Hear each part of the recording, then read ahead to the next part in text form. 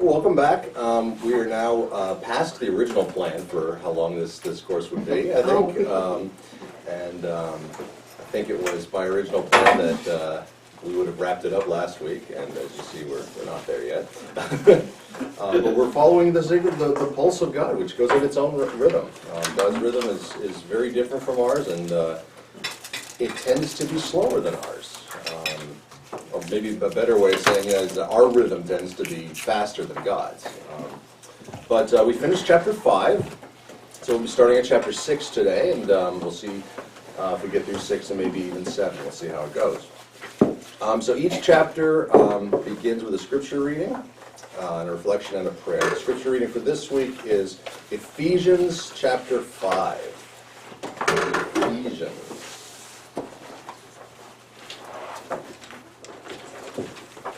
That's what we're studying on Friday. Oh, wow. Yeah.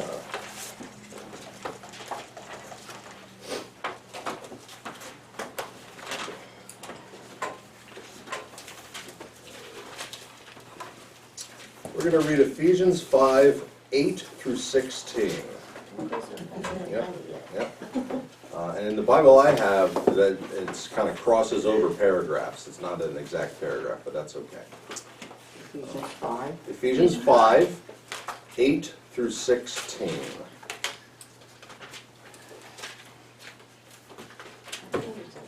Take your time.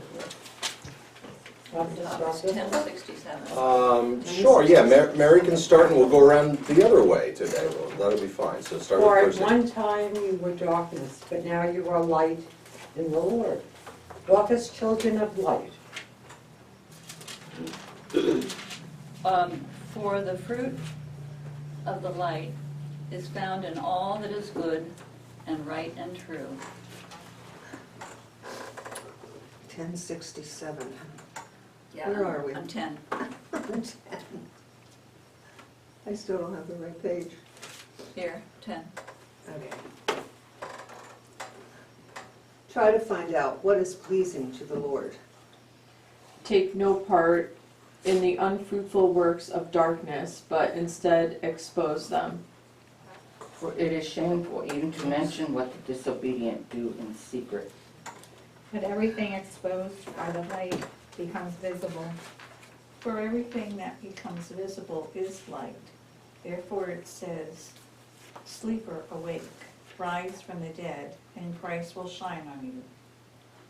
Be careful then how you live, not by as unwise people, but as wise. Making the most of the time because the days are evil. Okay.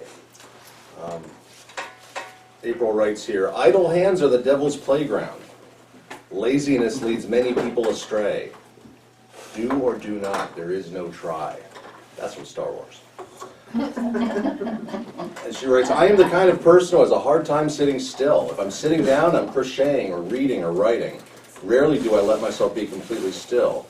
In Ephesians 5, it says, be careful then how you live, not as unwise people, but as wise, making the most of the time because the days are evil. Because of this, I thought the best way to make the most of my time was to do something with it. When I learned that the word translated making the most is the word for redeeming, then it gave me some much needed perspective. What if redeeming the time means using it the way God intends for us? What if sometimes that looks like rest, stillness, and simple moments of enjoyment? Snow days and other unexpected moments of free time aren't days wasted of schedules ruined. They're an opportunity for us to consider how we can redeem this moment, this time, this day for joy and rest and wonder. What would it look like for you to embrace the unexpected moments in your life? Let us pray. God of all we see and cannot see, we offer our time to you. When we are frustrated with ourselves for not getting enough done during the day, give us your grace. When we are impatient because we have to wait in traffic, at the grocery store, in a line, help us to receive these unexpected moments of stillness. In our hurried moments and in our opportunities for downtime, we ask that you would meet us where we are and transform our lives. Amen. Okay, so this chapter is about snow days, the holy rhythm of free time. So imagine you received a phone call first thing in the morning that cleared your calendar for the whole day. How would you react to this phone call? How would you feel?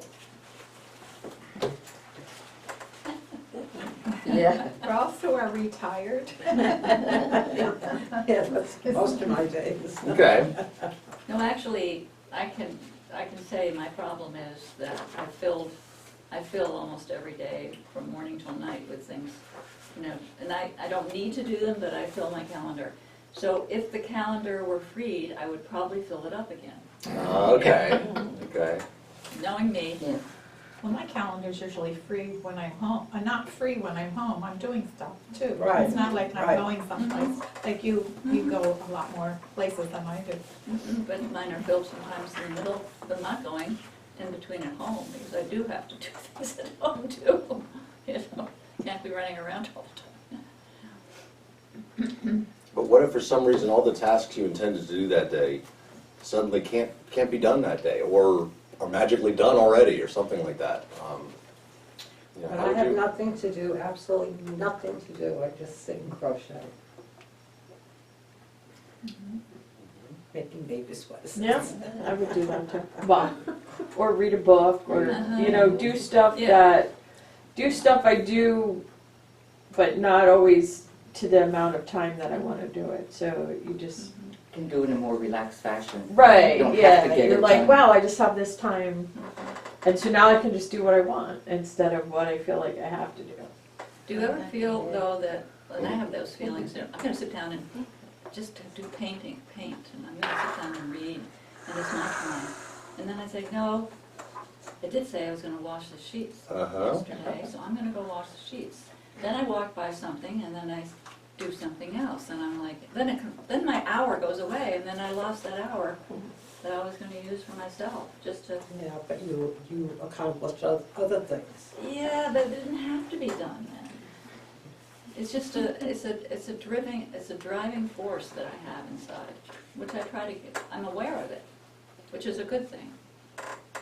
Try to, See, I'm like the opposite. A lot of times I do what I want to do, mhm. but then because I sat around and did what I wanted to do, then all of a sudden I got to do the stuff I have to do, and then I get grumpy because I didn't leave myself enough time. And yeah, so I'm not as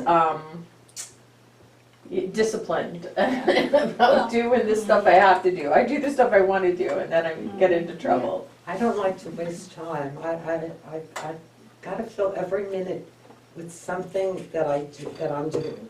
I just can't sit and do nothing. Why is that wasting? To me, it's wasting. I know it shouldn't be. No, I'm not judging, but I'm asking why. And I don't know why, Yeah. why I feel it's wasting. I just feel like I need to accomplish something. I think that's one of the core questions of this chapter Yeah. is why do we feel like it's wasting time, Yeah. if we're not doing something? I don't feel that way. Okay. If I'm, I feel, okay, this is what I'm supposed to do now. Mhm. Just sit here and read this book, or sit and have a cup of tea, or whatever. I don't feel that I wasted Mhm. that time. That's what I was supposed to do. If I sit and do nothing, it's usually in the living room. And Fred is listening to the TV through his hearing aids, so I'm okay, I'm quiet, but then I fall asleep. Mhm. Interesting. But that's okay, I enjoy that. I enjoyed that. Yeah. Yeah.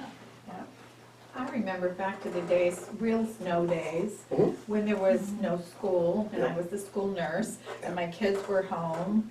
And, we would do things together that we wouldn't normally do at other times, so. So it was a It was chance to fun. pull out a different set of activities that you Right. wouldn't do otherwise, yeah. That's in the book, how she's with her kids Yep. on snow days. Yeah. But now snow days, the kids don't really have a snow day, because then they have online learning instead. Yeah. Which enables the calendar to end in May every year, which I'm not sure I like that either, so. I make phone calls sometimes when I have free time. Mhm. Yeah. People I have like in Fort Wayne and Easton, and catch up with people. Like, yeah. So, And that'll kill an hour in no time. Oh, yeah, it depends on who you call, like the Yeah. sisters, I'll talk to them. Yeah. it's funny the language we use about time sometimes. We don't talk about killing killing much, but time. we talk about Yeah. killing Oh, yeah, time. I It's did say it's that, yeah. interesting, the language, and I mean, I'm not picking on you, I mean, that's a common Oh, turn absolutely. of phrase. Yeah. So you mentioned that, you know, this is an interesting group of people to ask these questions to, as by definition, you know, you're all retired, otherwise you couldn't be here on a Thursday morning. But how, was that different when you worked, you know, full-time? How would you have responded to a day when suddenly everything, you know, you couldn't go to work because of snow or whatever, and how would you have responded then? Have things changed, or were they the same? I'd be grateful that I didn't need to drive down to the synagogue. Sure. Probably would be in the house cleaning. Instead of saving it for the weekend, I would do it if I didn't have to work that day. That's right. Then let me ask you this, then what would you do on the weekend? Shop. Oh, okay. Okay. Silly question. So you'd use the snow day to make room for more shopping later. Yeah, okay, okay. I think you just experience like this happiness of finding time, like, and I don't think it has to be a whole day to experience that. So for example, when we came home from Aruba on Saturday night, it was the night you had to change the clocks back an hour. So I'm like, oh, we got an extra hour like to sleep when our flight came in late. Or sometimes, you know, you have a meeting scheduled and for whatever reason all of a sudden a meeting gets canceled and you're like, okay, now I have this like extra time, or something that you were doing that you thought was going to take a long time takes less time, and you're like, oh, now I have this extra time. So I think, I feel like anytime, I know you're talking about, well, what do you do with that time? I just feel like it's always like a happy feeling when all of a sudden you realize you have extra time that you didn't know you were going to have, whether it's a whole day or a half hour or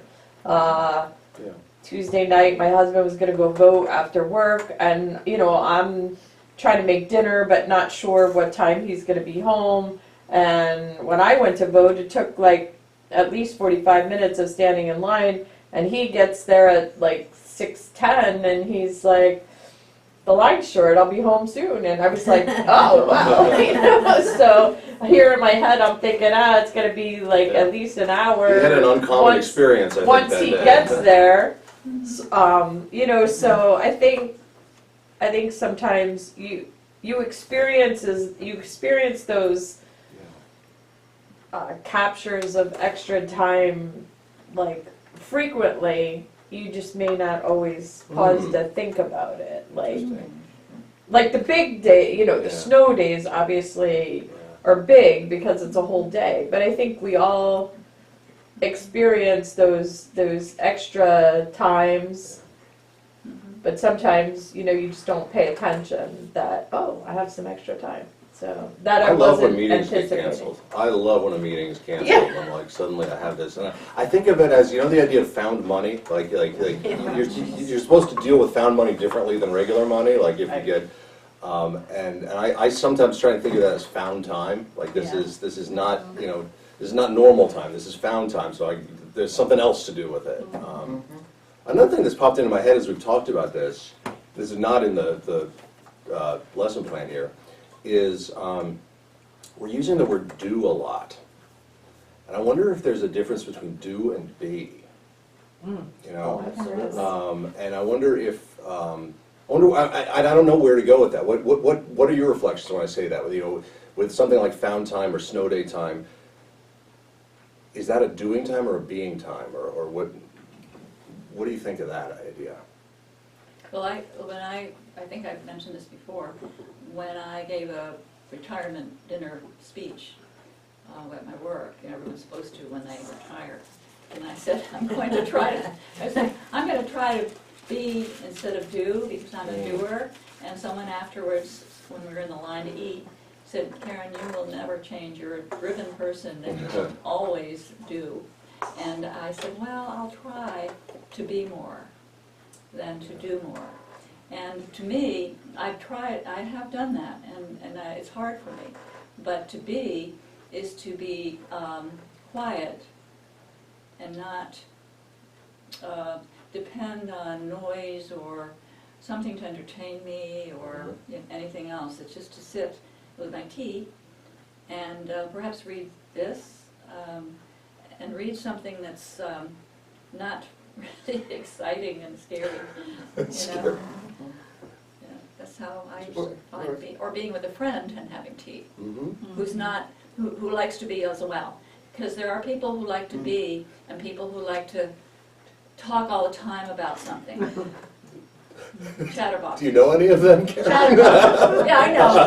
I know some. Well, I was referring to her husband. Oh, yeah. He's good with me because he doesn't talk to me much. He reads a Okay. lot. He reads all the time, and it's great. You know, and he has his ear headphones that Fred gave him, and he watches his television. Okay. You know, so. Well, I was gonna say, to be, you just to sit quiet, or, like, I like to sit and watch the birds when they're fighting over the water in the bird. They're comical, chase each other, and you can tell, if you could kind of tell when the bird hasn't been in the water, and they go in, and and then they'll look around, and it's peaceful. Birds are fun to watch. It's peaceful. Sense of So you taming. just be. Yeah. You can be while you're watching them and be thankful that you can do that. Yeah. Well, I feel like you can definitely be, or have a sense of being when you're quiet, but I feel like you can also be when you're doing things, as long as the things you're doing are enjoyable. Like, I love floating in my pool, or like just that weightlessness feeling of swimming in water, whether it's my pool or the ocean or whatever. But I love crocheting. Like, I think it's different if you're doing something and there's a deadline, because then I feel like you're under pressure. But I love just painting or crocheting, and I feel like I don't. If there's not a deadline, if there's not it has to be done by this time, just doing something you love. I think people enjoy, like, bike riding, or I don't know, like, I love doing things, making anything with my hands. To me, that's not doing in terms of trying to keep from wasting time. Doing things brings a lot of enjoy. Making things brings me a lot of enjoyment. So I feel like, it's a different kind of being than just being quiet.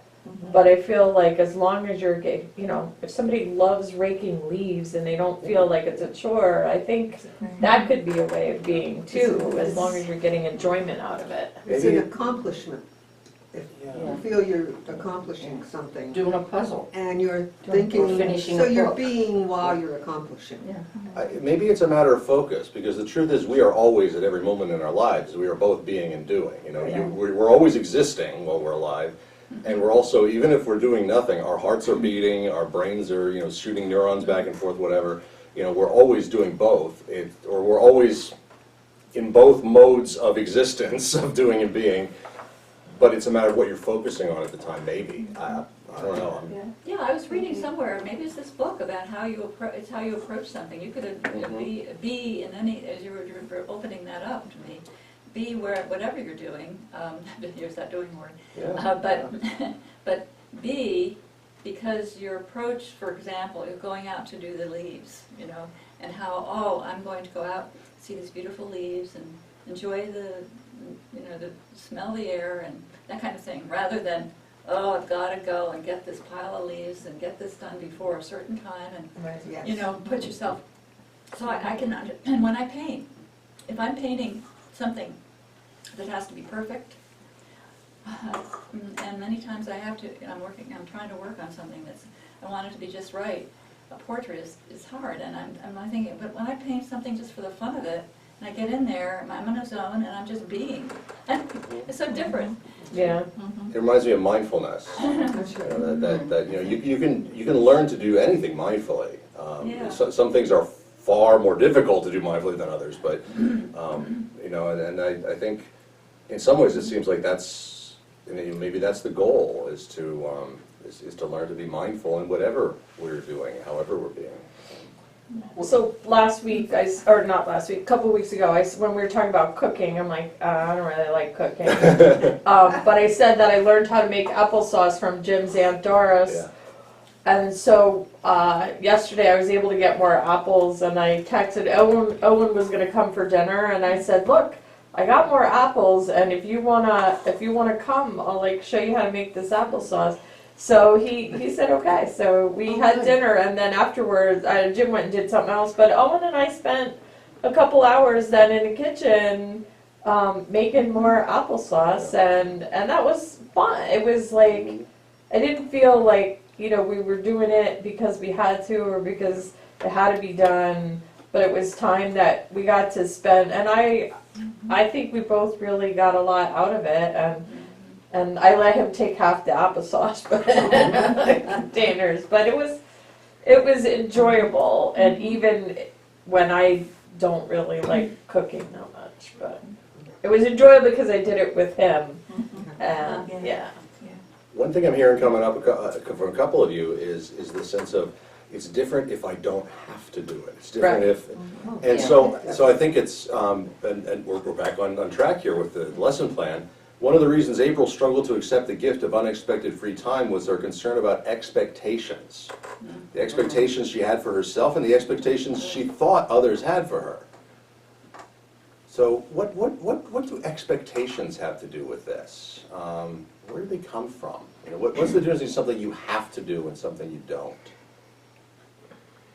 I think society also teaches us that we must be productive no matter what, you know, no matter how old we are. If we're retired, we gotta get out there and help and do this and be productive, because that's what we're supposed to do as human beings. And The American Protestant work ethic. yeah, it's Right. the work ethic, you know. And so the productive is there always, Okay. whether it's in you or society's pressure, and that's what makes you drive. Because what if you're not productive? What does that? What will happen? What's the consequence? They're called lazy. Ah, I was gonna okay, say, okay. lazy, yeah, Yeah, Those lazy seniors. yeah. yeah. And And when that's, you're, and that's like, that, and that's a really bad insult, isn't it? In Yeah, our, it in our is. culture, to be called Yes. lazy, yeah. Yeah. I was up at the mailbox, and the neighbor was there too, and she said, "You're never home." I said, "No, and as long as I can go, I'm gonna go." But yet, as a retired person, sometimes they expect you to be here and do more, but you have to rein yourself in. So that's the, well, I don't know what you would call it, but you don't always meet other people's expectations, but you keep up with your own. I expect to change my bed today. That's all. I'll just, change my bed. I expect to do that, but after that, well, then we can have an hour or two. And it's like when you start a craft, you're kind of uptight till you get it started. But then once you get it started, and you relax more about it, So some of the expectations come from society, although to be honest, they're also coming from within, or you wouldn't worry about it. Yeah. But say more about these expectations. Where do others come from? What other expectations do you have? Good or bad? They come from our parents too. Okay. And it stays with us, because our mother's voices are sometimes right there, Yeah. no matter how old we are. You have expectations to pay your bills on time. Mhm. Once I got a letter, I forgot to send in my rent, well then you get, oh my God, so, but you call and they have a forgiveness for once. Yeah. Mhm. And, I have them deducted Yeah, automatically. yeah. And I know for me, something like that, like paying bills, it's not just about, well, I don't want to deal with the consequence of having to pay a penalty, and I certainly don't want to deal with the consequence of going to jail because I didn't pay for long enough. But it's also, for me, I want to identify myself as a person who pays bills on time. Yes. Like, I don't want to be that kind of person who doesn't. And that's, I don't know how helpful that expectation is, but that's in me. That sort of thing. Like, I would think I'm the kind of person who does this or does that. Sometimes the next day, if I'm already writing checks out, because I don't do online like a lot of people, so. Sometimes we have all good intentions of paying our bills on time, but the post office just doesn't cooperate. Uh-huh. They get there late sometimes. But a lot of places have forgiveness. Yeah. Well, like, Not the auto insurance. I let a bill get buried under a mail pile and didn't renew our auto insurance. And didn't realize that it actually lapsed for a couple of weeks. Like, we literally had no auto insurance for a couple of weeks and I didn't realize it. And I just thought we'd have to pay a penalty. And I went and I contacted auto insurance and they're like, because it lapsed and you were literally for a couple of weeks with no auto insurance, they had to write a new policy and we went from, like, I think our auto insurance was maybe, I don't know, $2,000, plus we were adding Corey or something as a driver. We went from paying like $2,000 a year or three, and they told us it was going to be $6,000 for 6 months. Oh my gosh. my God. And I just about fell on the floor. You call another company. And we called other companies and they all said like basically the same thing. wow. Because we were uninsured for a Wow, couple of yeah. weeks. Oh, Then they Wow. like put you in a completely different category, and That's good we to know. ended up finding a company that it wasn't that bad, but Terrible. don't ever not pay your auto insurance. Wow. And don't think that they're gonna do the right thing anyway, because years ago, because Stacy's in her 50s now, when Stacy turned 16, Roy bought a Corvette, and they put her on the Corvette as a new car. So we had to call and no, she's not. Nobody drives a Corvette. Yeah. So you have to watch stuff. You can't expect other people or organizations to do it. What's that? Somebody's phone. Somebody's phone. A ding, I heard Just a a ding. ding.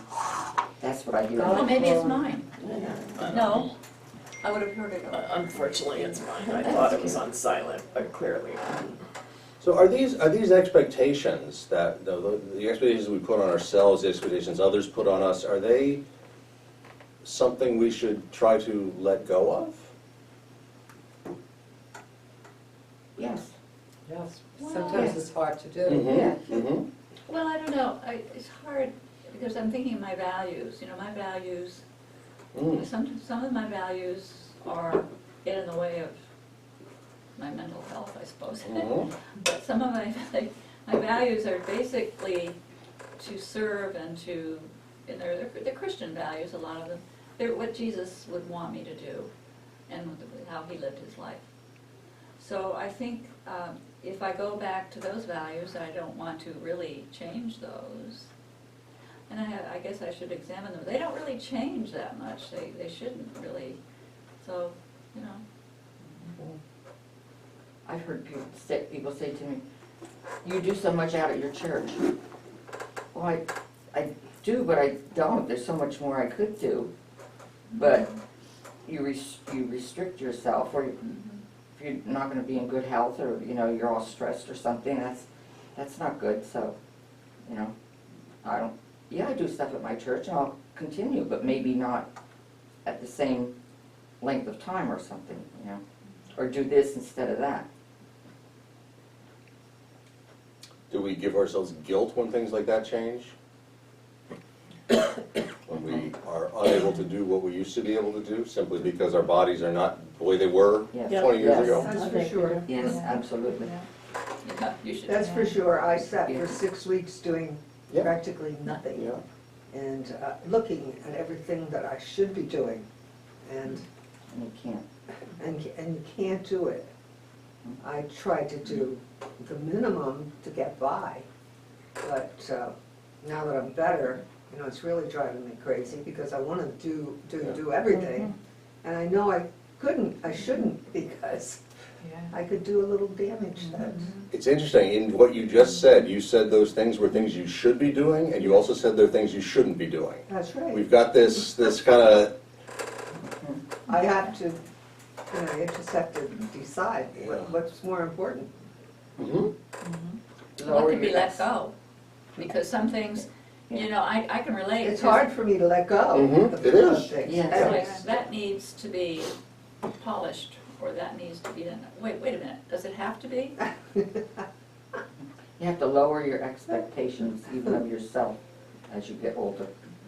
Really tough. Because everybody around you that's older is saying, I can't do that, I can't shovel the snow, but I should get out there because everybody else is out there. No, no, we don't want to pick you up from shoveling snow, you know, because you're older. You sit on the porch, you supervise or something if you want to, but no. Well, John and I are alike. We've been together too long. No such While thing. I'm in the house, you know, trying to do what I can do, he's outside running around with his Wing. wing, steering the tractor and mowing the grass. Mhm. What a pair. It makes him happy. Yeah, I was gonna say, that's probably something he likes to do, to Well, keep his lawn neat, yeah. You're lucky you have a man who likes to keep, Dave loves to read. Yeah. And so if I can't do something, which is very rare, you know, I would have to just not, things won't just get done, Right. that's all. Well, you're a beer and a doer. I'm a beer and a doer. No, But, he's the beer, you're the doer, me and John are doers. Yes. right, but I'm also not afraid to ask for help. Yes. And some people are, and I'm not afraid, if I need something, the guy was going by with his leaf suction Yes. thing. And I said, would you please, Dave has a pile of leaves out here, and it's bad for his back, because it's just piling higher and higher. And he said, sure, I'll come over, it'll take me a minute. Mhm. He sucked him up. Dave said, If you "Did ask, you ask him? absolutely. He's a busy man, why did you ask him? I said, because he would love to do it for us. He He's a good volunteered, neighbor." sure. He But could he had say, volunteered to do if he it. didn't want to do it, he would have said no. Yeah. No, he That's had right. volunteered to help the guy across the way, so I thought, if he's doing his, then I'll come over here, but he didn't want to. So, you know, people, I'm not afraid to ask for help. That's a good point. I think a lot of us are Yeah. like, Don't don't want wanna, I Oh, don't know if we're not afraid, but you're like, almost like you're too proud to ask for help, or it's like, you feel like asking for help and is an admission that you can't do something Yes. yourself. Yeah. But, so, it's all like this mental thing, you know, like how you approach it. If it's an identity thing. if Like you- I said, I'm not the person who pays bills late, I'm also not the person who asks for help. Right, That's not who yeah. I am, you know, even though, But, you Why know, not? if you, but all of us, I think, are willing to help someone else, which is so weird because, Yeah. you know, we're willing to help someone else, but you're not always willing to ask for help yourself. So if we started thinking that asking for help is giving someone else the opportunity to be gracious to us, then I think more of us would ask for help. I remember reading that in some Yeah. other Yes. chapter. It's community. Receiving and giving. Makes Yeah, community, I think is the word that's used in here. right. Yeah. and God made us to be independent. God did not make us to be, or not independent, interdependent is what I meant to Right. say. Yeah. Well, that's an interesting slip I just made there. Yeah. You know, God did not design us to be independent, you know, on our own. The first thing God said when God saw the first human was, this guy needs a partner. I gotta make another one. Like, that was the first thing God said, and that's how we're built. You know, we don't. That's not to say that we all are destined to be married. That's not necessarily true for everyone. But we all rely on one another. You know, there's no like, some people are the helpers and some people are the helped. That's not how God designed us. We're all both. We're all sometimes helping and sometimes being helped.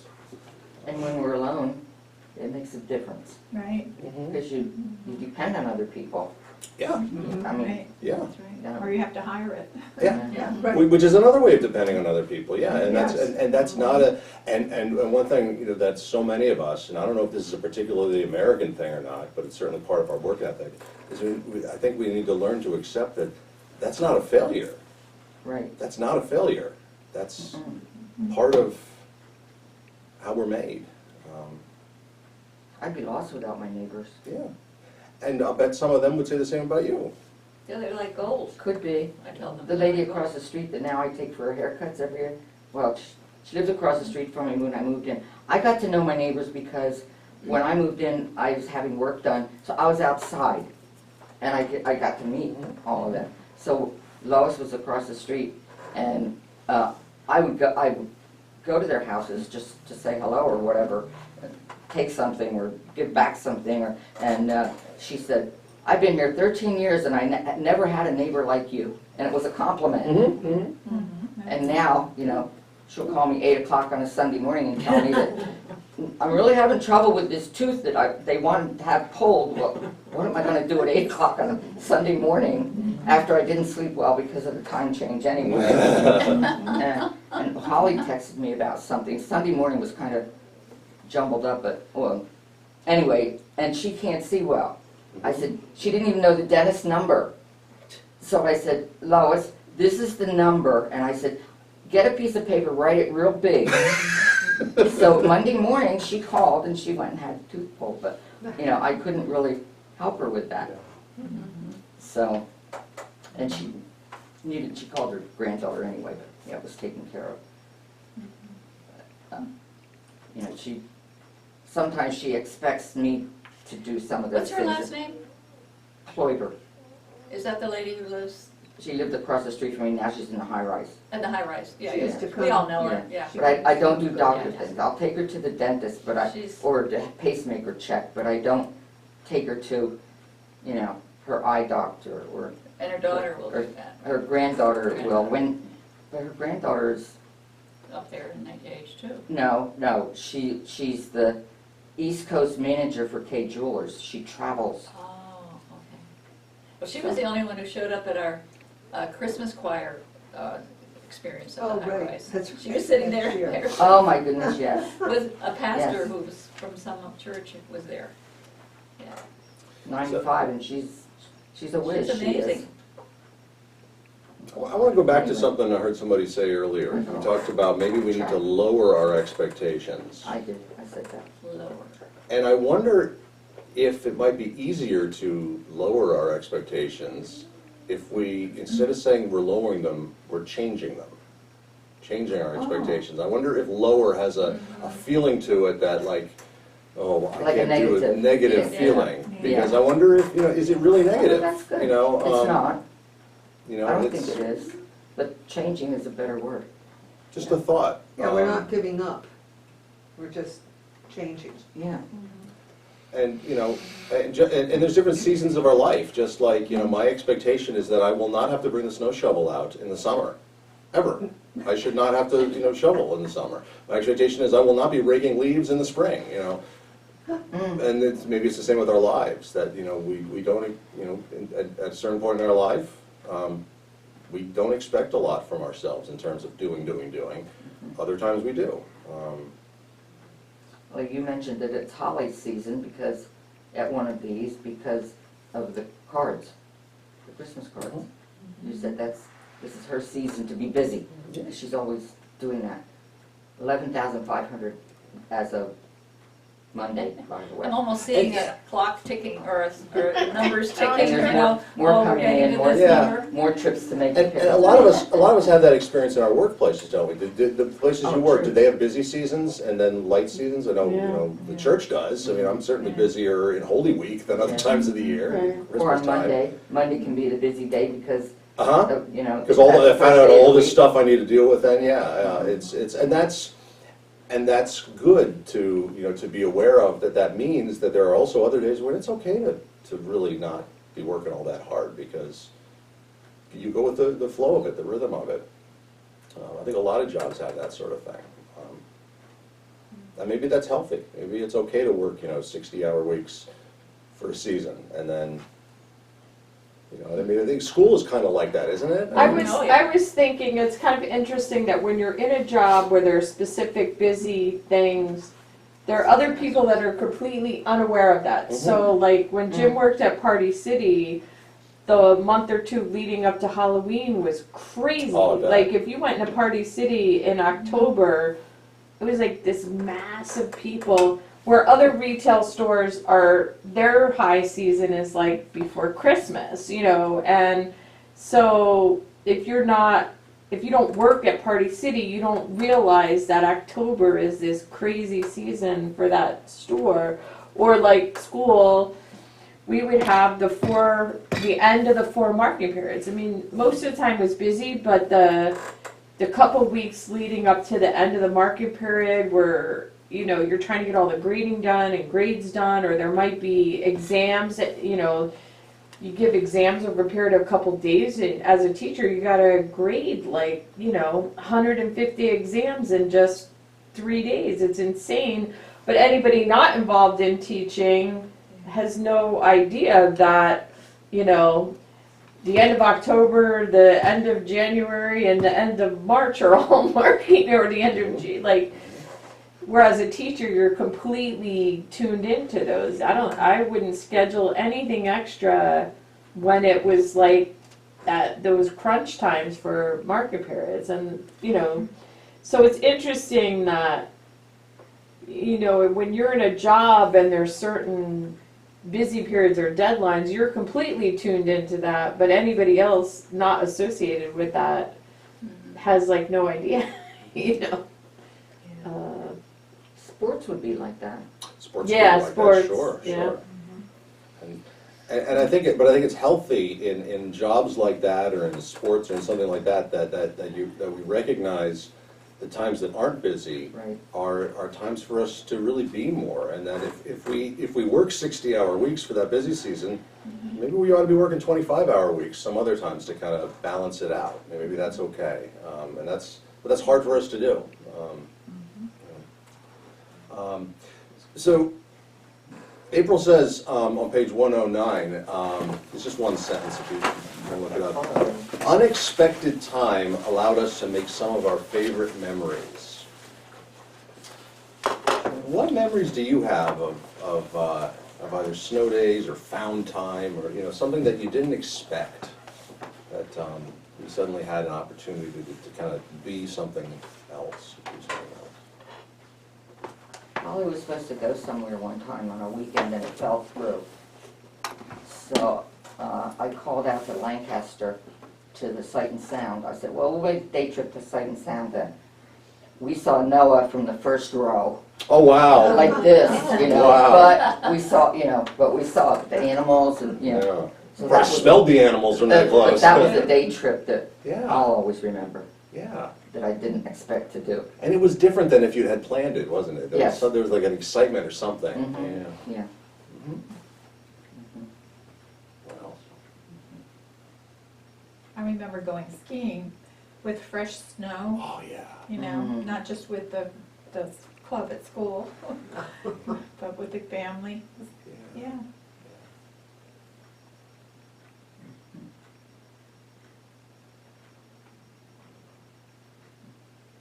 And for a time when my kids were, Holly and Stacy, they were fortunate enough to know their great-grandmother.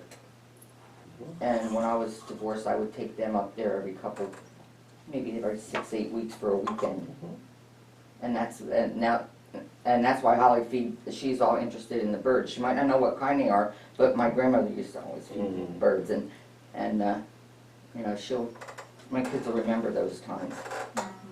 And going over to my aunt in Matamoros, her house.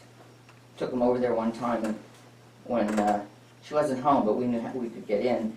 And Holly and Stacy went up, it was her birthday, and they decorated her bedroom. And she didn't know about it until she went up at night. But they're things that you don't really plan, they just... I guess we're not used to, with me, it's like practice.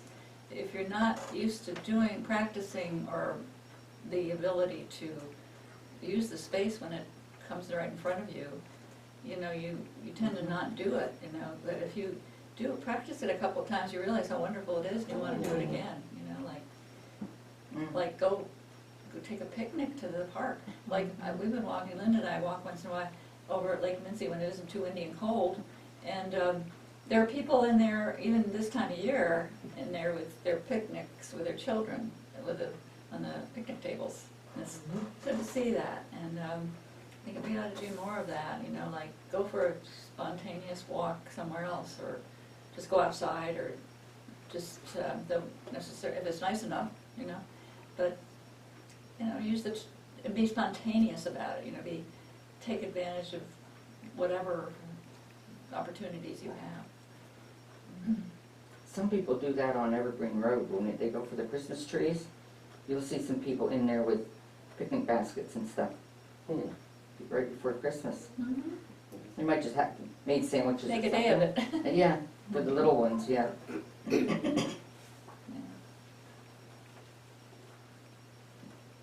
When we lived next door to the Christmas tree farm and we had the collie, this was one of the things that made me smile. When the kids would go in there and be helping to pick out the Christmas trees, my collie would meander over there, and they all called him Lassie. They thought they were seeing Lassie, and you know. Every time you see one that looks like one, because you know, I don't see many. that No, look but like many of those it dogs. made the kids Yes. smile while they were looking for the trees. Pretty soon, nobody will know who Lassie was. Yeah, I agree. Yeah, Yeah, that's true. We can remember Lassie, but yeah, it's true. Yeah. She mentions Marie Kondo. I think a lot of us are familiar with Marie Kondo, the cleaning guru. Yeah. It says The only organizer? keep, yeah, only keep what brings you delight, I think is the word she uses.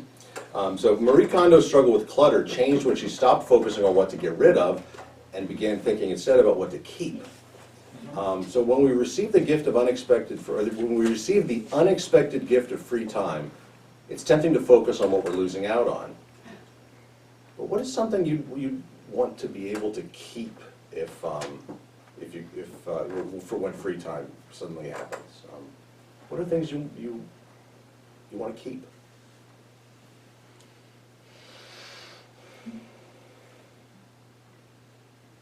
I enjoy painting, and I don't do it, or just sitting down and playing with a dulcimer. I just don't do it because I don't do it. It's like I'm not used to doing it. You know, I'm used to doing everything else. You know, with that. But I love when I sit down to do it. I just love it. So I need to do that. I mean, that's what I would like to do. Okay. I was thinking of memories I want to keep. I'm reading the Storyworth book, you know. Oh, yeah, Yeah. yeah. Remember back Uh-huh. to the olden days Yeah. when the world was young. and so were we. Yeah. Good old days. I don't remember many of the memories, even if I had a book, I don't know if I have a lot of blanks. Well, I talked to my sister, and we sort of bounce off of Oh, each other okay. and Oh, yeah, remember yeah. things Yeah, I together. do that with my sisters too, Me too. and they're different ages. One's 11 years younger, so she has a different perspective on mom and dad than I Mine do. too. Mine too. Mhm. I kept diaries, but at that time the paper was like thin, Oh, yeah. so you go back to read them and thank God they're smeared together. Oh. You can't read all. You 'cause kept them? I still have them, some of them in my cedar chest. Lord knows what the kids will do with them, but they're like this, so Yeah. over years the ink goes in between. Yeah, yeah. You know, I used to, like New Year's Eve was NYE, I knew what that meant, but the kids don't know what that means, you know. But You have were to- texting long before, like. Yes, I were. Yeah. I often wish I kept diaries, but I always was too busy. Yeah, yeah. Yes, yeah. I know. I thought had- the same thing. I kept them once in a while, but I threw them out. Well, I keep my calendar, but there's sketchy information, doctor's appointments, and what I may have done that day. Mhm. And I keep all my calendars. Okay. They're in my desk drawer for the past maybe 10 years. Really? Wow. Wow. Yeah, just little calendars. I have the little ones, but I'll keep them maybe a year or two, Sometimes just to see it's when nice the last to, thing happened or something. when you can look back and see when you experienced Yeah. back pain, Yeah, when you went to the that can be doctor, helpful. you know, Mhm. Pearl used to keep, weather. she had the weather, she had a system, I can't remember the weather, how she felt that, you know, her appointments or whatever. She had and I would go and buy her a certain calendar that she wanted Okay. from Staples. That was the one, the exact one that had Uh-huh. about 5 or 6 lines in it. That she could put the first line this, the first, second line that, and she keeps it. She had an organization of her days, which is wonderful. Right. Until she died, until she went into. I keep Grace Day. thank you cards. I got Okay. beautiful thank you Yeah. cards with beautiful sentiments in it. And I have a box that I put them all in, and I have a note on the lid for my family. You may think you know me, but read these cards, Yeah, and everything goes I in the keep box. some of my cards too. Roy kept a camping journal, which I kept, you know, the day, the time, how long it took to go here, there. And local articles, I have a box, and just add to it to the years, so then I wrote a note in the top, and it said, you know, these are just some local articles, just flip this box upside down, so you read the oldest up to date. And I'll keep the notebook that when my friend house sat for us, I will definitely keep that one. It's interesting we use the word keep. We keep a journal, we keep a diary, we keep these things like as though it's a way, by doing that, it's a way of holding on to something that might go away otherwise. Memories. Yeah. Sometimes I think, I'm not very good at this, but sometimes when I'm wondering, you know, what should I do with this time I have now, I try and think, what would I regret more later? Would I regret, you know, spending time doing chores, or would I regret, you know, reading this book or something like that? You know, I think, because it was something that I heard long ago that I found to be true, is no one ever on their deathbed says, I just wish I had spent more time at work. Yeah. No one ever says that. If they have, some people say, I wish I had done such and such, but it's never more time at work. Or cleaning my bathroom. Yeah, right. It's never that. It's always things like, I wish I spent more time with my family, or something like that. There's a poem or something somewhere somebody wrote, it had about the dust will keep. You know, you should go out and do, who cares? Yeah. But I just read somewhere, don't waste your time on regrets. It's true. Well, true. But if I think about, like, you know, if I try and think, well, all right, what would me in a year be happier that I had done now? You know, is it happy? Would it be happier that I had you know, read these books, that I'd spent more time with people, that I had gotten, you know, this chore done? You know, again, I'm not really great at doing that, but I think sometimes that can be helpful. Well, sometimes you just, you know, like everybody makes a big deal about New Year's resolutions, but I feel like kind of throughout your year, like, you kind of refocus and you're like, okay, I should try to do this a little more. Or like, try to appreciate this a little more. Or try to, you know, I felt like the pandemic, you know, really made everybody slow down, kind of had this fearfulness because you weren't sure what was going on, but, you know, we were all at home and the meetings were canceled, and, you know, and you weren't out and about, and you were at home with your, like, we were home with our family. You know, that was the last time, you know, Corey and Owen and us, like, all had dinner together, you know, for nights and nights and nights, and, you know, you don't always appreciate it at the time. That's true. And, you know, now they've been out on their own for several years, and so when you can get them back together, then you're like, yeah, this is nice, and we miss that. But I feel like, you know, you should appreciate things, you know, you should be more mindful, but you need these mini reminders because it's just easy to slip back into old habits. So. Yes, yeah. I think church helps with the rituals, like even like this past Sunday with the All Saints, and, you know, with memories of people. And I think the rituals that occur from time to time in church are reminders.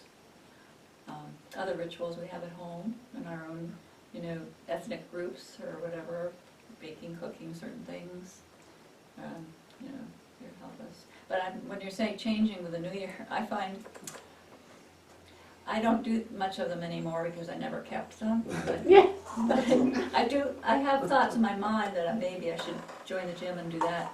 But one thing I do is try to change things beforehand, you know, as I go through the year, because it's too much. It's bound for failure, you know, to do it at New Year's. But for example, right now, I'm thinking, I said today, it's just too much for me to have a Christmas party. I just feel so, he says, you're already going into orbit, and I can feel it, and you're gonna take it out on me now, and he says, don't do it, don't do it. If it's stressful for you, don't do it. Right. I said, well, Yeah. okay, I think maybe I can just cut down on things. He said, yeah, you don't have to make such a big deal. Right, Said, things "Would you-" change. I said, would you help me? I said, would you help me if I write you a list right ahead of time and don't nag at you? He said, yeah, I'll do that. You know, just don't nag me all the time. Don't bother me all the time. I said, okay. I was never in that groove that I had to do something for this holiday and the same, but I got stuck when my son married and his wife's traditions kind of came into the family. And then there became certain standards and you had to do this and you had to do this, and it became overwhelming for a while. So now you are freed up from I am much more freed up. Yeah. I like that you use the word groove. I think sometimes the way we live our lives can kind of dig ruts. You know, like just like, you know, if you're driving on a dirt road, over time, that dirt road is going to have it's going to have where the tires are, and it's really, if you can try to, like, you know, steer up and, you know, drive Yeah. not in the ruts, but it's going to be really easy to slide back into that. That's right. And I think that's true for all of us. And so, not all ruts are bad, but No. but some are, and it's hard to get out of We them. can pave it over. Mm. Make change. Yeah. I Go like smoothly. to do different Yeah. things, you know, Yeah. not the same thing Change over and things. over. Yeah. We need to change once in a while. Well, also, as you were saying earlier, we have to learn to let go of some things and not do That's it the same Yeah. way and not do all that stuff all the time, I know. and also as we get older. Mhm. It's, you know, What used to be closer to the simple. grandkids when they were little, you know, and then they become teenagers, and they don't- when I do see them, I will say, you know, well, with a couple deaths in the family, I would say, you're gonna miss me when I'm gone, you know, and then I'll say, you know, I'm usually home at night, you could text me, check to see if I'm alive, or let me know, you know, I changed jobs, or just do that, but, you know, you get the happy Easter and happy Grandparents' Day, and you're thankful for just a little text that you get. And they're so short with their answers. You do something and they'll text back, okay. yeah. It doesn't say, you know, okay, well, my granddaughter will, love you, Graham. But, you know, the boys will just say, okay. Okay. Yeah. You can So- Mine too. Yeah, It's so, around the Latin. yeah, so, you know, yeah, those are, Back to the days when they Yeah. used to be jumping up and down and saying, oh, they're here, they're Yeah. here. And now Yeah. they're upstairs and they don't even acknowledge that you arrived. but my grandson, Holly's son, we have the nativity scene, and when he married and moved away, he said, I'll always put up the nativity scene, because, I mean, he's been doing it since he was like 2 or 3 years old. And he does woodworking, so now it's, I need new figures for my, so this year, when, after Christmas, take the patterns home, that can be my Christmas present, my birthday present, Oh. whatever. I need new ones, you know, and the guy that Yeah. did them in East Bangor, you know, he passed away years ago, so, you know, this is what could you please do, you know? Yeah.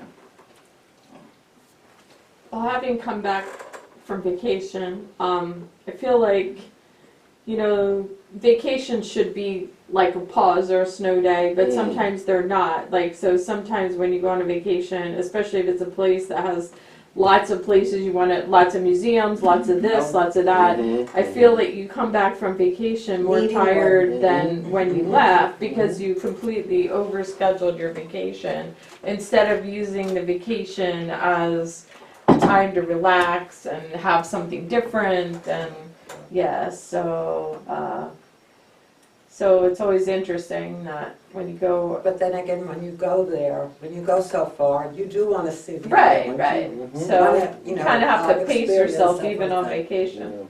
Yeah. It sounds like a lot of this is about expectation and intention. But that's, that's a lot of what's happening here, is maybe we need to, I don't want to use need, but maybe it can be helpful to kind of let go a little bit on our expectations, hold on to them a little more loosely, maybe hold on a little bit more to intention on deliberately doing something. I don't know. It's hard. It's hard when you're with other people who want to do things differently. Mhm. If their intention or their expectation is to be busy all the time, Yep. and you want to have a quiet time. My son is very mindful that I'm an old lady now. Because he planned a vacation so that we could go and I could take naps. Oh, I thought that was gee. so Oh, nice, how because he sweet. said, I know, Mom, that you're not gonna be able to run around and won't Yeah. want to. And so we'll do Great. this, then you take a nap. So that's really something that not all old ladies want to do, but I do. Yeah. But he knows that. All right, any last thoughts about this chapter? I think we're going to get to at least start the next chapter then. So anything else anybody wanted to talk about in chapter, what are we, 5? We were Six. we were in the snow days, right? We haven't Yeah. gotten Yeah. to, Work on being community.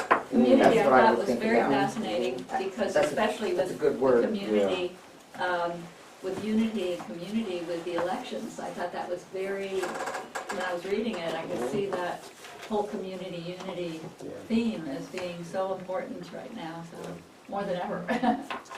So, Anything else? All right, then I'll invite you to take a moment and, and write down, what you hope to bring with you from this reflection, and I've had too much coffee, I'll be right back. We'll start the next chapter. I still have plenty of coffee. I make too much. Well, I have to make a full pot with this pot, with this machine. You have to make a full pot or else the next one won't go up. So that you always have to make a full pot. So people who want a half a pot have their own coffee makers in the kitchen. Or get a Keurig, right? Or have a Keurig, yeah. I'm sorry, what? Have a Have a Keurig. Keurig. Here, is that what you're saying? Some people do have their own coffee pots because we can't make a half a pot. We have to make a full pot in this machine. Because when you fill the tank up, I noticed once we were at coffee hour and the pot wasn't filling up, is because the last person to fill the tank didn't do a full pot. So we only had a half a pot or a quarter of a pot of water coming out. It senses. Weird. It senses the full pot. Big teeth. Yes. Just so that they're good and they work. Yeah, it takes me forever to eat. So we'll see everybody Sunday, I guess. Working June. Be careful. No book club, Sherry? Hopefully, So try to make it. yeah, hopefully gonna be here or later, maybe. Oh, where you going? I have to go to the dentist. Oh. I'm getting fake teeth Good luck. over here. Is it far? In Bangor. Which So one? hopefully it'll only be In like Aldi? an hour, yeah. You're an Aldi? So hopefully I'll see you guys later. I hope Take care, so. hon. Hey, we go a long time, so Yeah, I'll just come late. stop for something to eat. No. I'll see you. Take care. See you later, Bye, Sharon. Sherry. Bye-bye. Shall we start chapter 7? Yeah. Chapter 7. Oh, well, we were talking about this, the movement of community, the holy rhythm of interdependence. So we kind of already touched on that. All right, the Bible verses to start this chapter is Genesis chapter 2, verses 18 to 23. I think I already referred to this. I think Genesis you're talking about 2, yeah. Oh, that's okay.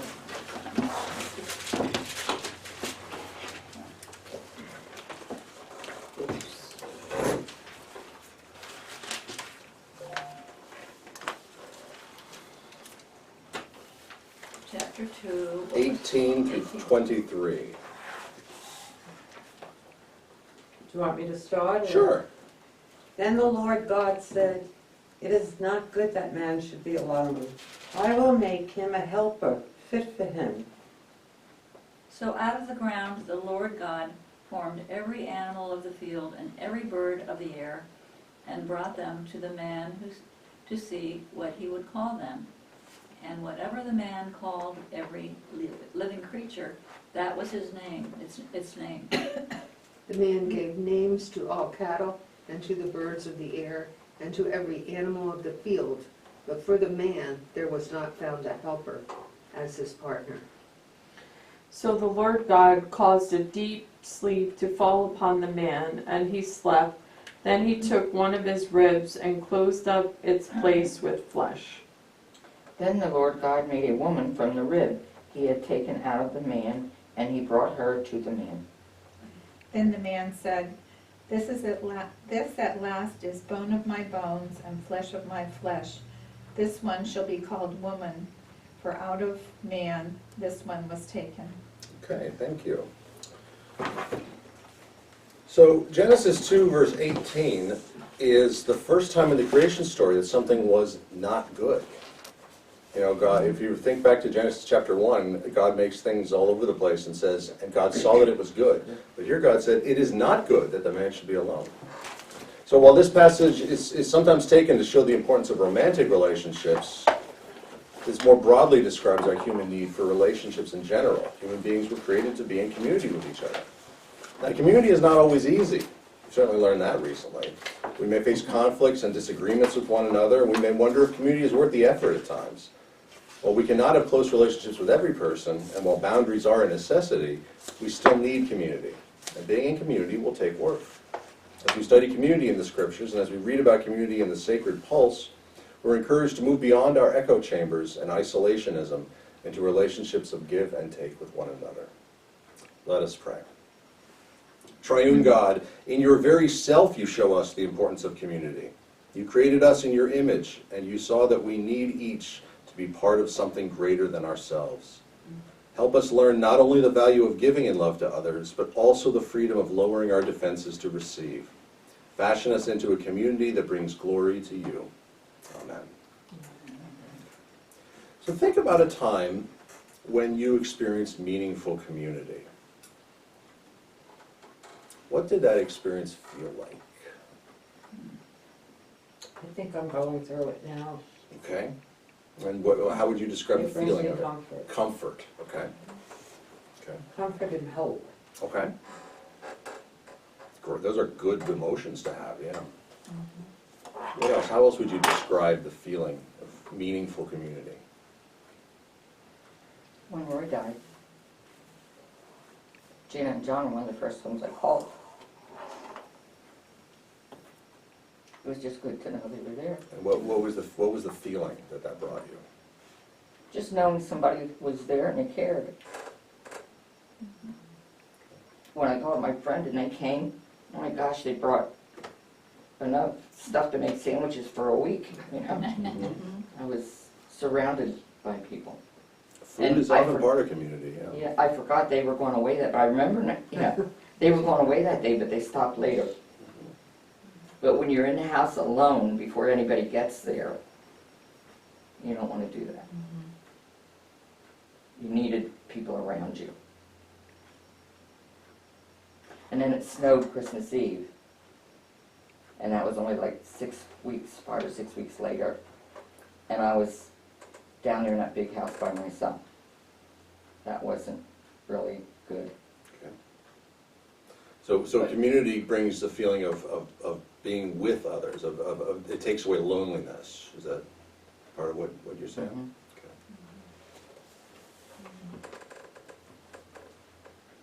I think about my college group of friends. We all lived in a house together on campus, and there was just a feeling of belonging, of being part of something. You know, that I felt that, yeah, I just felt that I belonged. That was a really pleasant feeling to have. What else?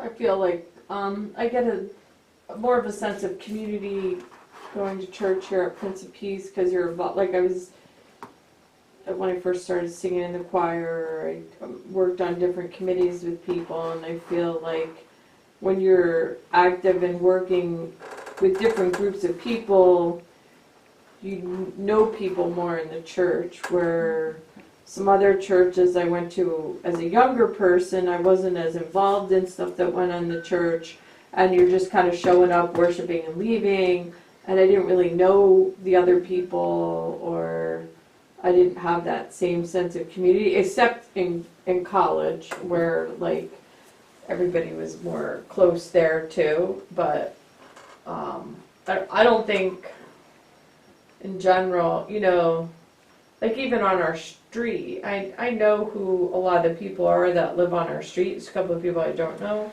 but I don't feel like even on our street you have the same sense of community that I hear Jim talk about when he lived in East Bangor growing up as a kid, and he knew all these different people. I feel like our whole society has kind of moved away from that sense of community just on your street, where I feel that way more at church, and you come in and people greet you and you know people and you may be related to some of the people, and you know. Or most of the people. Some people are related to most of the people, yeah. So I think that's a nice feeling. You have something in common. Right. Yeah. With this They're the group of outsider. Or people. the outsider. You can be on a street with lots of different people and you may not have anything in Right. common with them. I mean, you may be fine with them, but it's not quite the same.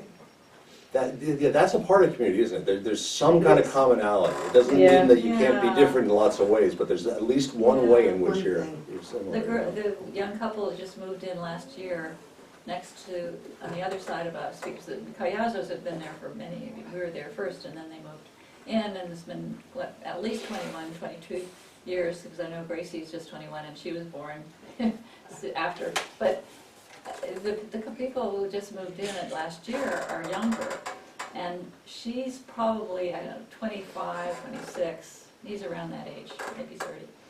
And I went over and took my usual blueberry muffins or whatever as a welcoming, and talked to her a little bit. And I don't know, I guess we got on to that she likes to draw, and so then I said, would you like to, have you done watercoloring? And so then we met to do a little watercoloring. So that commonality was something that was sort of got us together, because they're young, quite a bit younger than we are. So, you know, it's good to have something like that. The other side, the Payazos, we've always had a lot of, from the beginning, with their kids going to Boy Scouts and Dave being over and they're being out in the yard. But, you know, people aren't coming out in the yards much anymore. And you have to sort of like, they're in the house, because the kids are all, you know, video games or whatever, and the parents are working. So people aren't out, and as you said, East Bangor, everybody's in the streets, and Dave grew up with that too, you know? Well, people used to sit out on their Yeah, they front sit porch. outside. Now they might sit in like a screened-in deck in the back. Like when people sat out on their front porch, and other people were walking by, people would say hello and call out to people. I don't feel like that happens as much anymore. So what are the ingredients necessary for community? I think like some sort of commonality is one of the things. What else is necessary for community? Respect. Respect. Respect, okay. Yeah. Okay. I think, Kim, what you were saying before, like in the experience you have with different churches, it sounds like maybe putting yourself out there is part of it. Like you need to take a step into the community. It's not just being there, it's also becoming active in some way. Do you think that's part of a community? Is But the respect too, because if you don't have, if a community doesn't have respect for each other, then people aren't willing to come into, they're afraid to come into the community, whatever it is, because they don't want to feel unwelcome, or they don't want to feel like, you know, so the commonality thing, like I belong to a Dulcimer community, and I feel like the Dulcimer community is very welcoming, When I get together with other musicians that are dulcimer players, you know, I feel like I belong there, yet there might be some other genres of music where they might not be as welcome to Respect. dulcimer players. Yeah, so I had my foot over there too far, she could step here. Stay in your own area. Stay in your side. Yeah. Mom, she's on my side. Under the table. I talk to people in the grocery store. Is that community? Kind of, you're reaching out a little bit. Yeah. Well, I saw somebody with a toddler, well, in her cart, and she was looking at the cake mixes.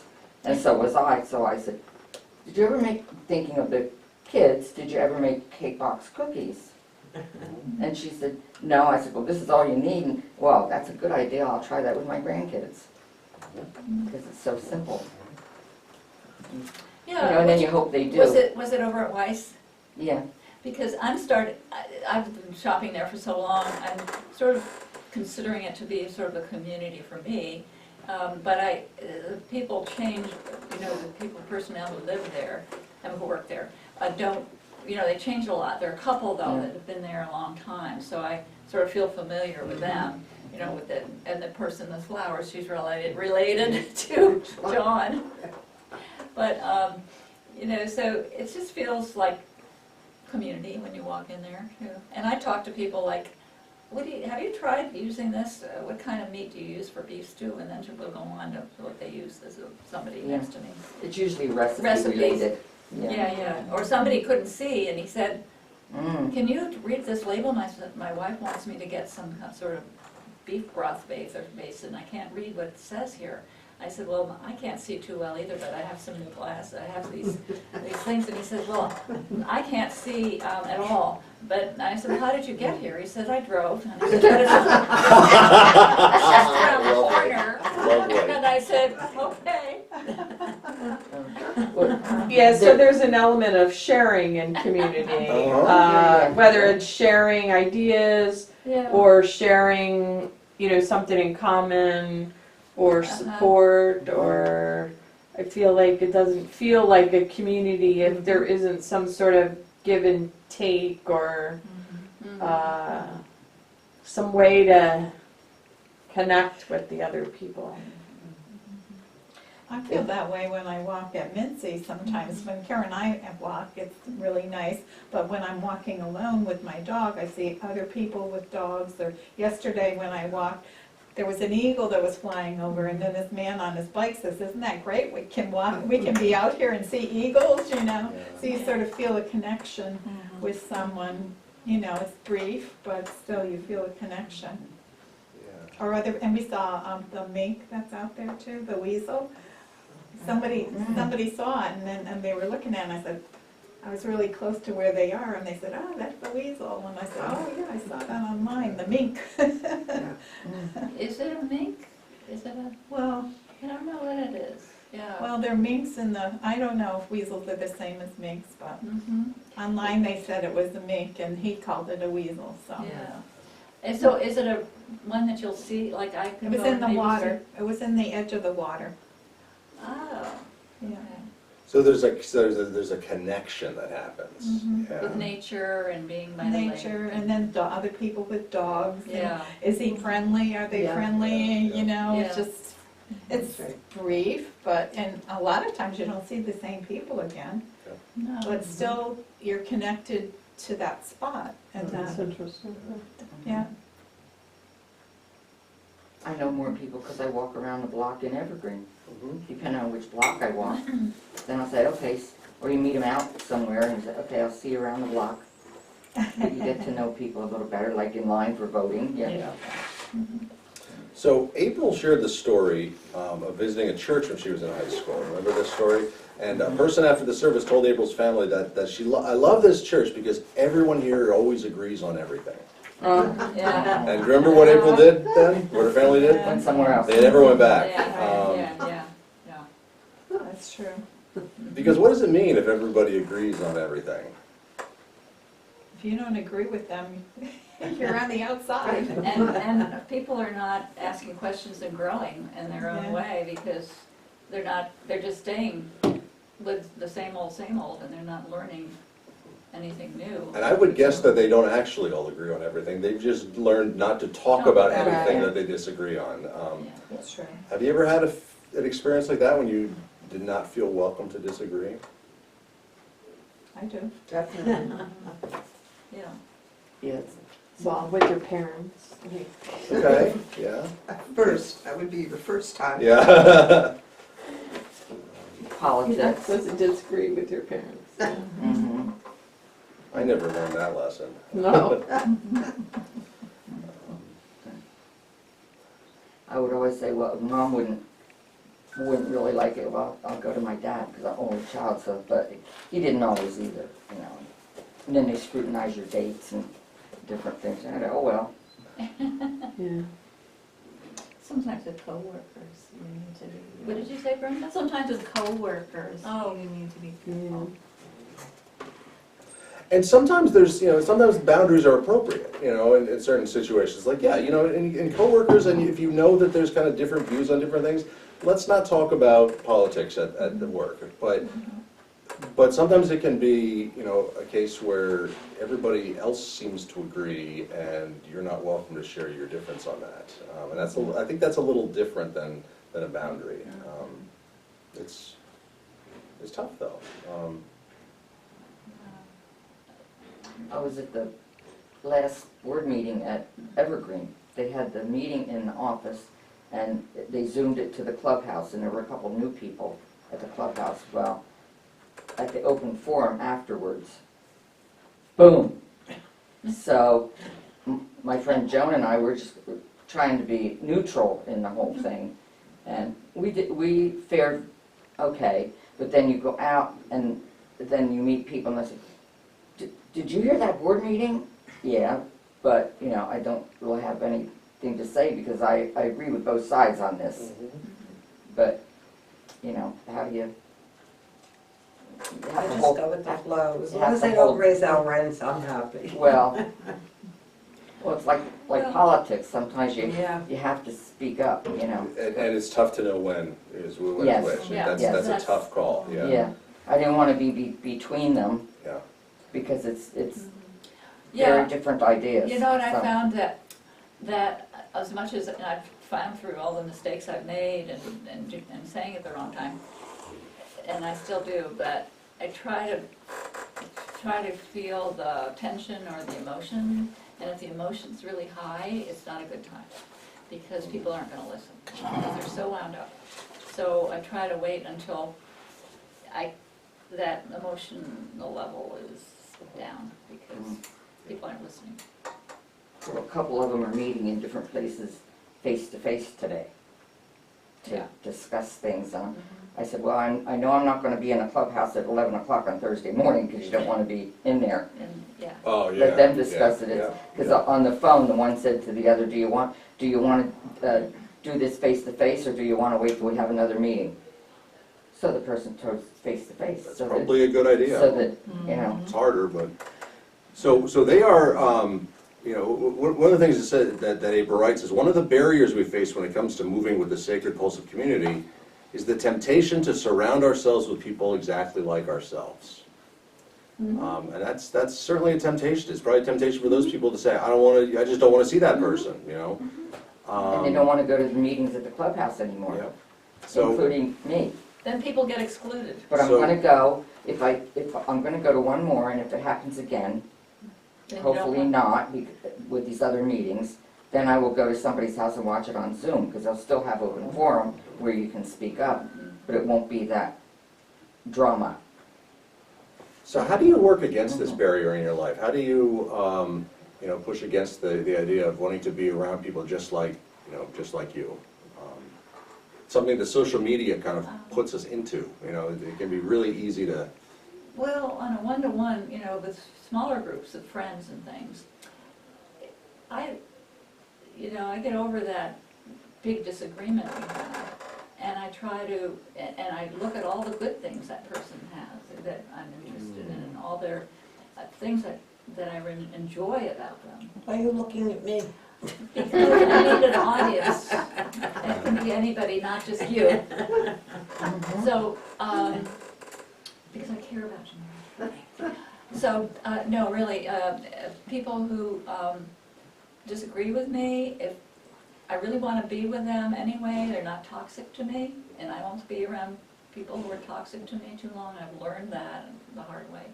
But if they're really people I enjoy their company and whatever their strengths, I overlook that other part, and it doesn't drive the relationship, because that can get in the way.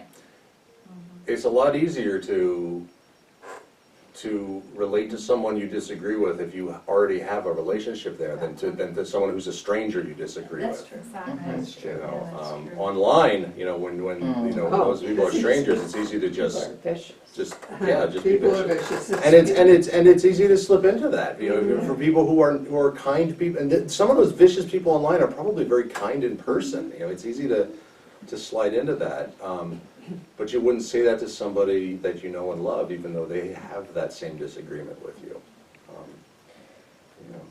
I think sometimes it also depends on what you're disagreeing about or what the difference is, because there's some things that I might not agree with somebody on, but it's minor. I don't feel like it's worth trying to work that out. You just kind of overlook it, or you don't feel, you might feel minorly uncomfortable with some people that feel differently about you, but it's not an issue that I feel strongly about. But where it becomes uncomfortable is if there's something that you feel really strongly about and you're aware that the other people you're with are like not even close to how you feel about it, and that's uncomfortable. And I would much rather be around people that kind of think similarly, but I'm not afraid, I guess, to speak up if I really feel strongly against something, but you try to do it in a way that's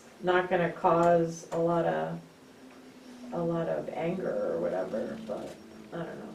So I agree that there's no growth if everybody feels the same way. I think it's good that there's different ideas and different feelings, but then you have to figure out a way to talk to each other or compromise, or not everybody gets everything they want, so And it's or okay gets to it their way, disagree. right? You have to agree to disagree.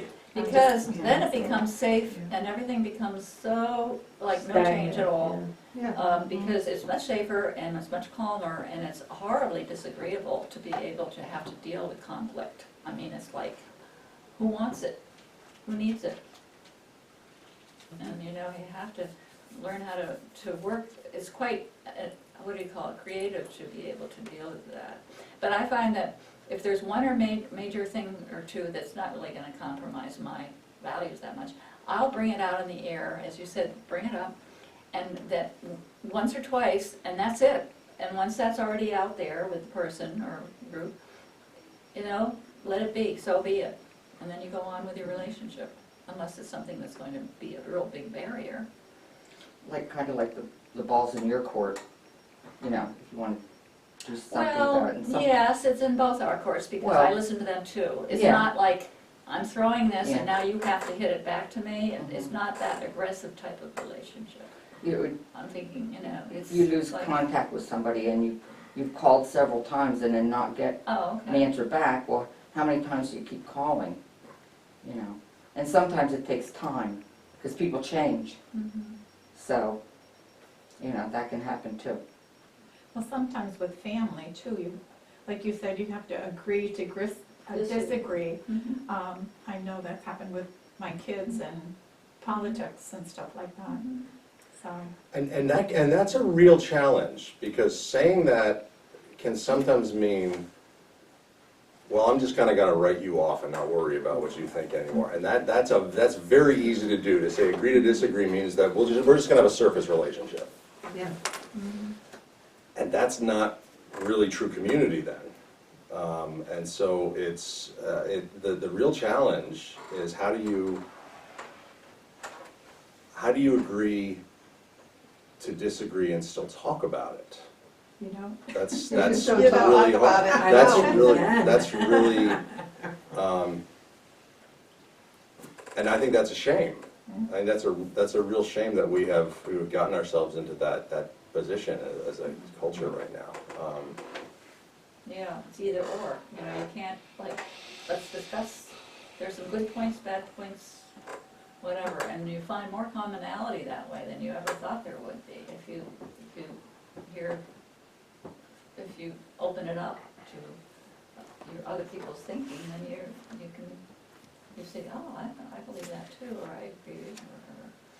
But I'm glad that our church, from what I gather, has the governing body that is the council, that is not groupthink. I mean, there's some, you know, people will discuss things, and sometimes the meeting goes longer because they have to, but, you know. Community's hard. Community's hard. It's, I know, like with my daughters and their father, he's so pushy of his opinion and how he sees things, and what he's learned that if they don't agree with them, then, you know, there's just no conversation. They don't bring it up. My daughter doesn't bring up politics with her dad at all. Yeah. You know. It's black or white, no gray But area. exactly, and I see things in grays a lot, and not black and white, so I have a problem with people who see black and white. Yeah.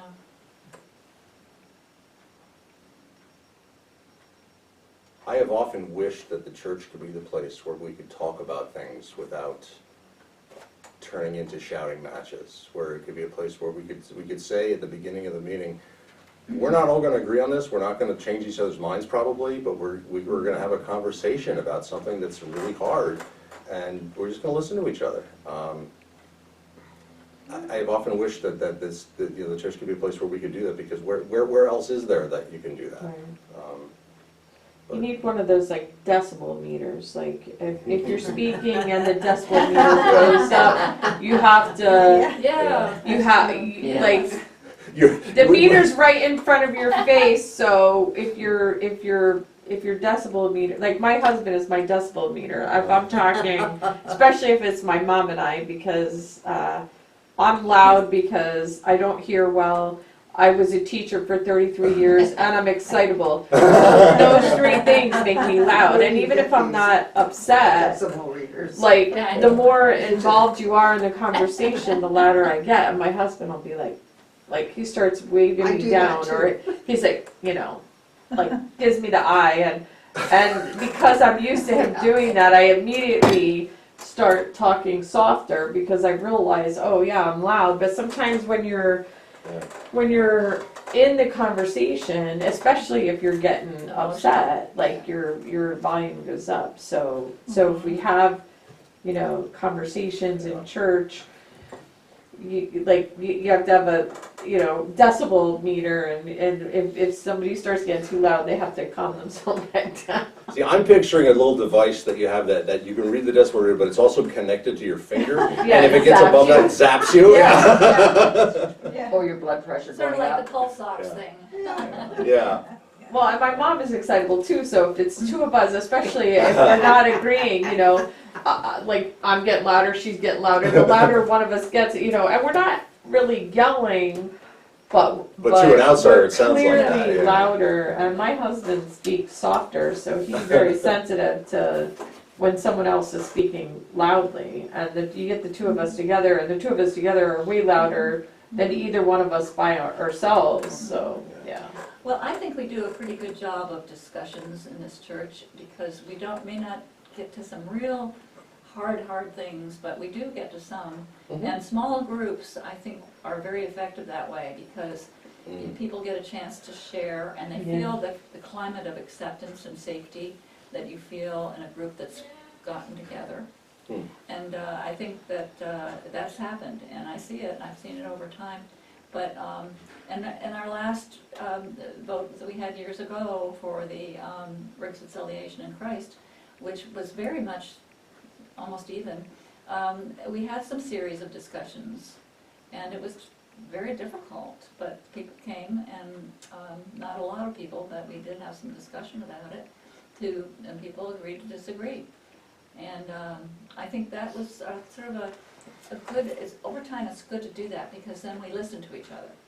And we realize that everyone's thinking the same way, or, viewing things. And we realize that We're all people different. who view something differently than we do are not monsters, Right. which is easy to slip into. Oh, yeah. Right. And calling them names and Mhm, things. mhm. Like on Facebook, it's like crazy. People calling people names. Yep. It's terrible. I just don't understand how humans can treat other humans and talk about them that way. When they're people that are just fine and very nice and kind. We had a lot of that with politics in the last That's couple what I months. mean. Oh, yeah. That's what it Oh, is. yeah. That's what And it I'm can referring be challenging to Yes. be people who, I'm referring to that. for very good reasons, are voting a different way than you are. That doesn't mean that they're idiots and monsters and bigots and stupid And retarded yeah. And Marxists. and Recreational. It means that they have, nasty, well, yeah, and it's from both Legal. sides. I mean, I'm not, it's Yeah. absolutely from both sides. yeah. One was just more, I think, vulgar and pointed than the other because it even had to be bleeped from some of the rallies. Wow. Yeah. Yeah. So this is where we're going to stop. And I think we're not going to solve this today. But Oh, not the self- the next section of the guide here talks about the difference between giving and receiving, which is that other part of community that can be hard for us. So we'll talk about that next week. That's where we'll start. So we'll finish chapter 7 and hopefully do chapter 8 next week. Any last thoughts before we close in prayer? Then I invite you to repeat this prayer after me. Thank you, Lord God, for the rhythm you give. Thank you, Lord God, for the rhythm you give. You show us the path and the way we might live. You show us the path and the way we might live. You send us the grace that covers like snow, You send us the grace that covers like snow, so we can live at the pace you would show. so we can live at the pace you would show. Amen. Amen. See you next time.